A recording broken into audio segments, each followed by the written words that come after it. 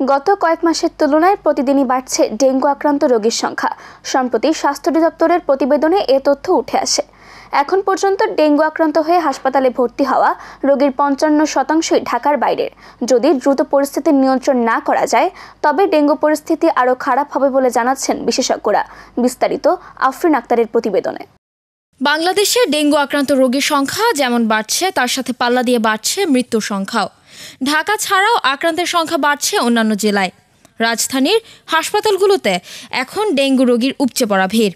চাপ সামলাতে হিমশিম খাচ্ছেন চিকিৎসক, নার্স সহ সংশ্লিষ্টরা। স্বাস্থ্য অধিদপ্তরের তথ্য অনুযায়ী দেশে ডেঙ্গু রোগের প্রাদুর্ভাব ব্যাপকভাবে শুরু হয় ২০০০ সালে। ২০০০ থেকে ২০২২ সাল পর্যন্ত ২,৪৪,২৪৬ জন এ রোগে আক্রান্ত হন। এ সময় মারা যান ৮৫৫ জন। গত মঙ্গলবার হাসপাতালে ভর্তি হয়েছেন ৮০১ জন। স্বাস্থ্য অধিদপ্তরের বিজ্ঞপ্তিতে এ তথ্য জানানো হয়। বিজ্ঞপ্তিতে বলা হয়, শেষ ২৪ ঘন্টায় ডেঙ্গু নিয়ে সর্বোচ্চ ২০৮ জন রোগী ঢাকা বিভাগের বিভিন্ন হাসপাতালে ভর্তি হয়েছেন। চলতি বছর এ পর্যন্ত ডেঙ্গু নিয়ে হাসপাতালে ভর্তি হয়েছেন ২৫,৭০১ জন। আর এবছর এডিস মশাবাহিত রোগটিতে আক্রান্ত হয়ে মৃত্যু হয়েছে ১৩৮ জনের। এর মধ্যে সবচেয়ে বেশি ৭৬ জন ডেঙ্গু রোগীর মৃত্যু হয়েছে ঢাকা দক্ষিণ সিটির বিভিন্ন হাসপাতালে।